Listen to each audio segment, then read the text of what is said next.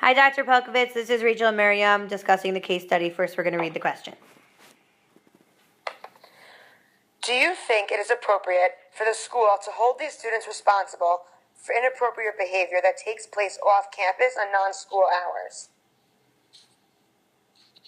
Miriam, would you like to answer the I think question? this is a really interesting question.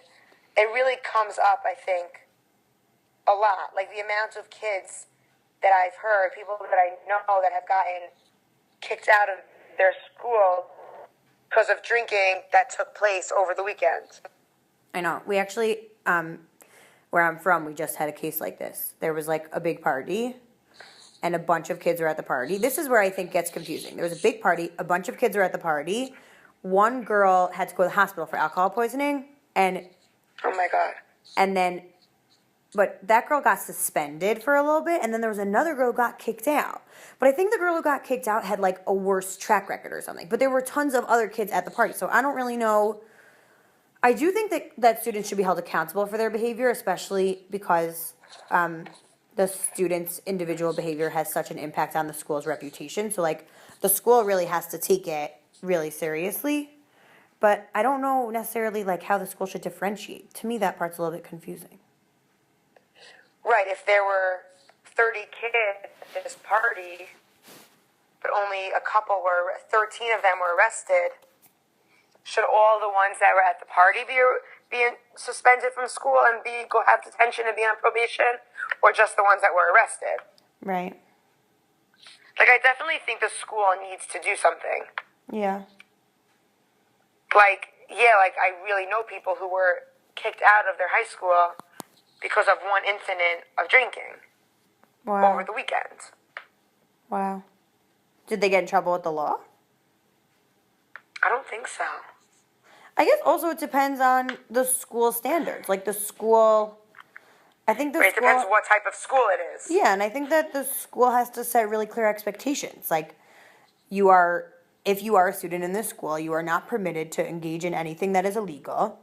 If you are caught with drugs or alcohol, or if they feel like physical relationship is that, then they could write that in their rules. But a school could write it. I don't see why a school can't write it in their rules. Yeah, for sure, that this cannot happen. Yeah. Should we read the second question? But also just another thing, like, it probably are parties like this that happen every single weekend. Right. This one just happened to became public. Right. So, just because the school found out about this one, the school should really be on top of it. And also, when I was in high school, it's very separate, but, obeying school rules. Okay, fine, no drinking, no alcohol, no drugs in school. Like, when I was in high school, dress code was a really big thing. Mm-hmm. And it was always when you see teachers and administrators outside of school and you're not dressed in the school dress code, can that affect, can they get you in trouble for that? I don't know, it's not as serious, but I don't know what it could. Well, I guess it just depends on the nature of the school. Right, exactly. Okay, so Exactly. that leads into the second question, which is, if you're a school administrator in charge of dealing with the aftermath of the scandal, what do you believe would be an effective approach? Do you believe in zero tolerance policy, or do you believe in individual approach based on student situations? That's so hard. I think that there's a baseline of no tolerance, and then the no tolerance means there will be consequences. If you choose to engage in this, there will be consequences. As an administrator, I wouldn't write ever in anything what those consequences are, because you definitely have to go student by student. Right. Not only in terms of what they do, but in terms of how you're punishing them. Each kid is going to respond to punishments differently. Right. If one kid Right. loves staying home all day and you suspend them, that kid needs an in-school suspension. Right, exactly. I think.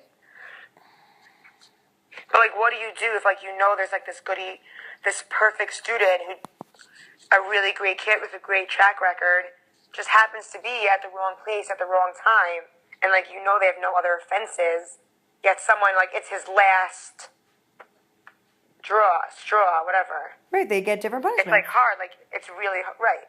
It's hard to differentiate, and you definitely need zero tolerance, but it's also not, because it's not fair. Right. Like, just because this person never did anything wrong, yeah, I guess you should. Like, he never did anything wrong, so he shouldn't be as much punished. Right. I think so too. All right, Dr. Palkovitz, thank you for those questions. I hope that we sound This is like really- administrators in the making. Bye.